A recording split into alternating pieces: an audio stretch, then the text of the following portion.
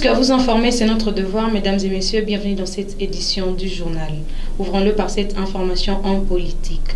Devant la Cour constitutionnelle, Théodore Ngoï demande à la Commission électorale nationale indépendante CENI de ramener les procès-verbaux à la Cour pour certifier les résultats publiés. Théodore Ngoï demande à la Cour de l'opposer par rapport au PV. Suivez ces propos de Daniel Kitenge. J'ai dit, vous êtes le juge de la régularité et à ce titre, vous devez chercher la preuve. Deuxièmement, le procès en matière électorale, il est contradictoire. Ça veut dire que les preuves que l'on annonce doivent être contredites publiquement. Est-ce que j'ai été opposé aux mémoires en réponse? On ne me l'a pas présenté. Mais j'ai produit des pièces qui vont être prises en compte. Vous allez les rejeter en vertu de quoi? Monsieur le Président, je voudrais dire à la CENI qui est devenu expert par enchantement, parce que c'est une décision, nous la respectons, que la CENI ne peut pas dire que j'ai obtenu des voix. C'est elle qui m'a attribué les voix. Est-ce qu'elle a apporté ici la preuve que j'ai obtenu 0 voix dans quel bureau? J'ai obtenu 1 voix dans quel bureau? Où sont les PV? Opposez-moi les PV. C'est ça le procès, non? Qu'on me sorte les PV bureau par bureau, indiquant le nombre de voix obtenues par chacun et ceux que j'ai moi obtenus qui ont fait 4000. Ils ont trouvé les 4000 sur base de quoi? Je demande à la Cour de m'opposer les PV qui ont été déposés qui prouvent que moi j'ai eu 4000. Passons à l'information brève. Aucune instruction n'a été donnée dans le sens de restreindre la liberté de circulation de qui que ce soit à Kachoboué. De que nous avons appris ces faux pas commis par quelques éléments de force de l'ordre de pêche.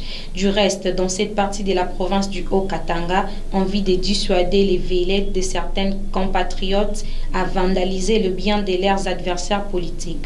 Nous avons immédiatement ordonné la levée de cette barrière, chose qui a été aussitôt faite. Au demeurant, nous condamnons ces malheureux incidents. C'est ainsi que les responsabilités des uns et des autres seront établies pour que pareil cas ne se répète plus. Jacques Kabouya, gouverneur du Haut-Katanga. Toujours en sécurité, la police nationale congolaise lance un message à la population congolaise, particulièrement aux églises, bars, boîtes de nuit, concernant la nuisance sonore. Selon la police, ces bruits empêchent aux enfants de bien revoir leurs notes et met mal à l'aise les personnes de 3e âge. Suivez ces propos. Très important pour la population de la ville de Kinshasa, avec l'autorisation du commissaire provincial, le commissaire divisionnaire adjoint Blaise Kilimbalimba, qui en ce jour me relance encore sur terrain à ce qui est nuisance sonore. Vous savez, tous les jours, on essaie de rappeler aux gens que tout le monde a droit de respecter le droit des autres.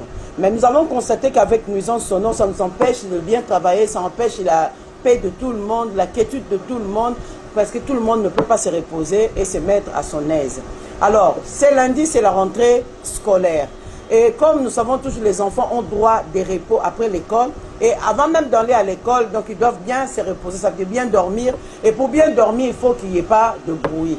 On a des problèmes avec des personnes âgées, des personnes vulnérables qui sont aujourd'hui malades mais qui ne savent pas se reposer parce qu'il y a des bars par-ci, par-là. Et ces bars même nous empêchent de savoir qu'il y a des koulounes derrière, il y a des koulounes à côté. Et quand les koulounes se battent, on ne sait pas, la police n'est pas en mesure directement de capter la situation parce qu'il y a tellement de bruit. Alors, comme la police travaille toujours dans la prévention, nous sommes aujourd'hui le 6 janvier 2024. Nous sommes encore sur terrain. Nous nous relançons sur terrain avec l'autorisation de la hiérarchie. Vous qui avez l'habitude de jouer de la musique à outrance, vous qui avez l'habitude de mettre plutôt des musiques obscènes, des danses obscènes et des commentaires obscènes. Prenez soin, vous les tenanciers des bars, prenez soin de gérer vos... Parlons à présent politique. Le coordonnateur de la jeunesse Appel patriotique Kasavubu, Mike Poiti, a salué la décision de la Commission électorale nationale indépendante CENI sur les invalidations de plusieurs candidats députés. Mike Poiti estime que ces candidats doivent être poursuivis en justice et aussi annuler leur voix de candidat présidentiel. Il est au micro de Daniel Kitenge. Je suis Kasavubu Poiti Mike, coordonnateur national de la jeunesse Appel patriotique et coordonnateur du district de la Lukunga. Je suis membre du regroupement ACRN, l'Alliance des Congolais pour la réforme de la nation, regroupement qui a soutenu la candidature du prix Nobel, le Dr Denis Mukwege. Nous n'avons pas décrié la CENI, mais nous avons décrié ce qui s'est passé. Ce que la CENI a fait. Et ce qu'il a fait de positif, ça là, nous acclamons. C'est bien fait, mais il faudrait que toutes ces personnes-là soient poursuivies en justice. Il faudrait qu'ils aillent jusqu'au bout de leur logique. Vous avez cette liste de 82 candidats invalidés, mais est-ce que ce sont seulement ceux-là? Parce que nous avons vu sur les réseaux circuler plusieurs, que je ne saurais citer les noms ici. On a cité les noms de telle ou telle autre personne, mais ces gens-là ne sont pas sur la liste.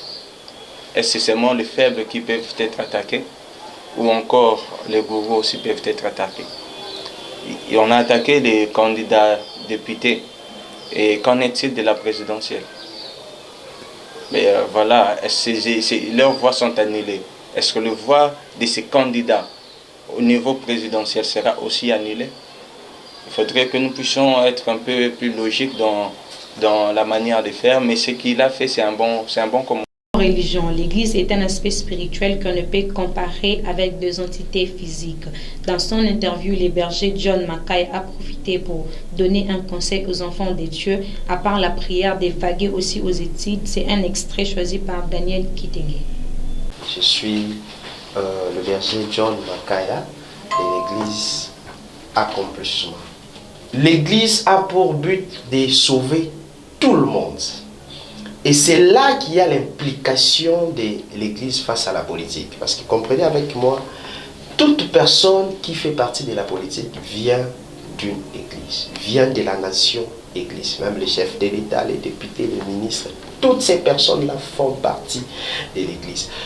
Comme ces personnes-là viennent de l'Église, automatiquement, d'une manière directe, l'Église est impliquée à la politique. Parce que si un enfant sort d'une maison ou encore d'une parcelle, cet enfant est bandit. Plus précisément, on va viser les parents de cet enfant. Et comme ces gens-là viennent de l'Église, l'Église est appliquée d'une manière directe. Il n'y a pas un pays qui a été arrangé ou encore amélioré par la prière, par le jeûne, par la montagne et toutes ces choses. Aujourd'hui, les enfants de Dieu, nous sommes beaucoup plus donnés à la prière. Vous verrez une personne qui va se coffrer dans une chambre, prier pendant 3 heures, 4 heures du temps, toute une journée.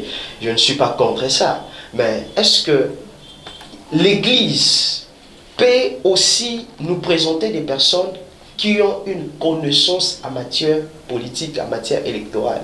C'est ça aussi les problèmes, parce que si la politique ou encore si l'Église avait des personnes vraies qu'elle-même a formées pour cette matière électorale ou encore pour la politique, on n'en est pas arrivé là. Alors moi, ce que je peux demander aux enfants de Dieu, ne vous donnez pas seulement à la prière, ne vous donnez pas seulement au jeûne, ne vous donnez pas seulement à la montagne ou encore dans des prières intenses prenant 3 heures à 4 heures du temps.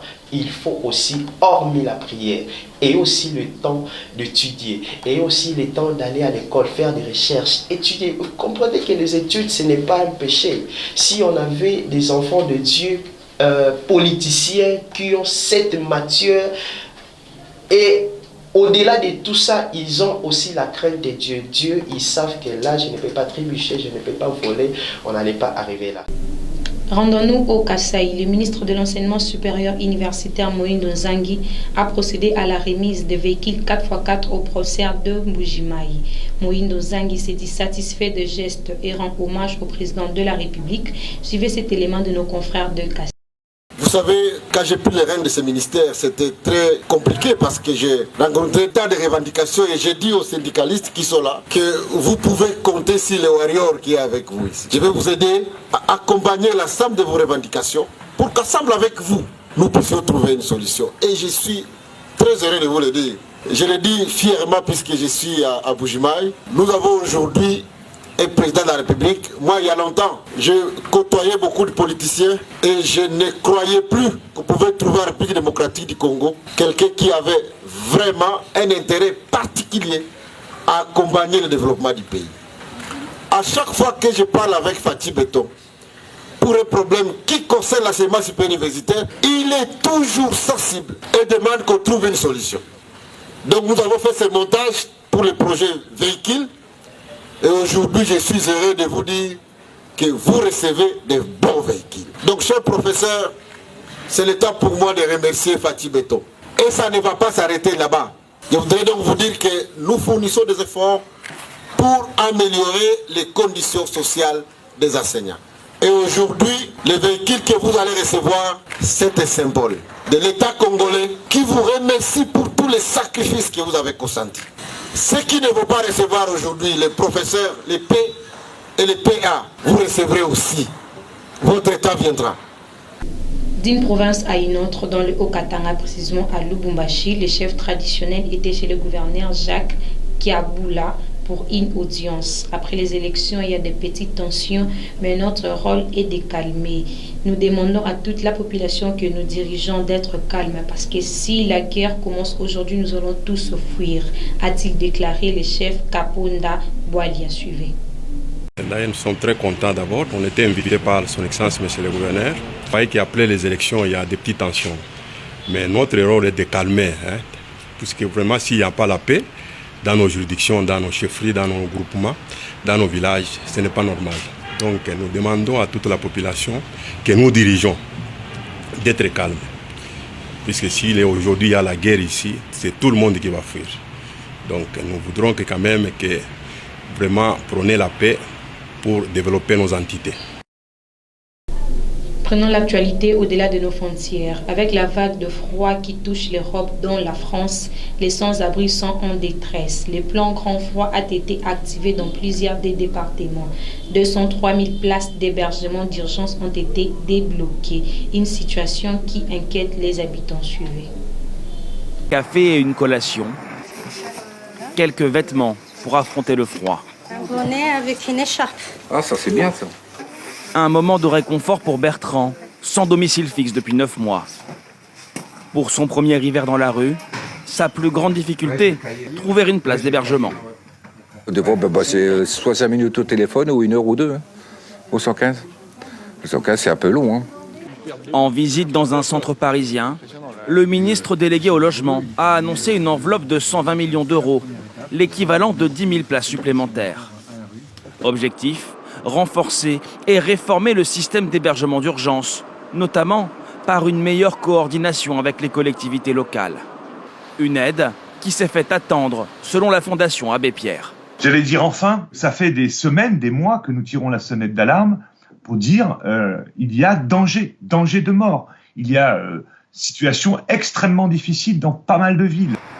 Parmi les besoins urgents, cette enveloppe doit permettre l'accueil de femmes et de 3000 enfants à la rue, selon Emmaüs. Bouclons cette édition en sport. Sébastien Desabre, sélectionneur manager de Léopard de la République démocratique du Congo, fait le bilan du stage de préparation de la participation de son équipe à la CAN 2023. Sébastien Desabre est content de la première rencontre amicale de son équipe face à l'Angola malgré le score de 0 but partout. Suivez cette interview de la rédaction sportive du AM de Pro.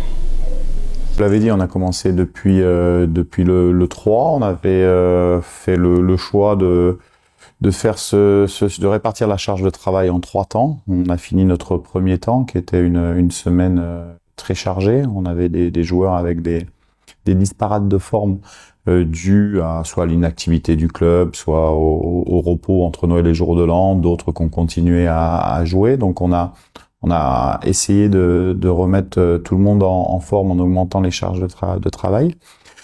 ponctué par un match amical hier contre l'Angola, où on avait décidé de donner du temps de jeu aussi à tout le monde pour pouvoir, à presque tout le monde, pour pouvoir justement finaliser ce travail athlétique. Donc hier on a joué avec une charge de travail avant le match qui était assez forte, mais c'était voulu.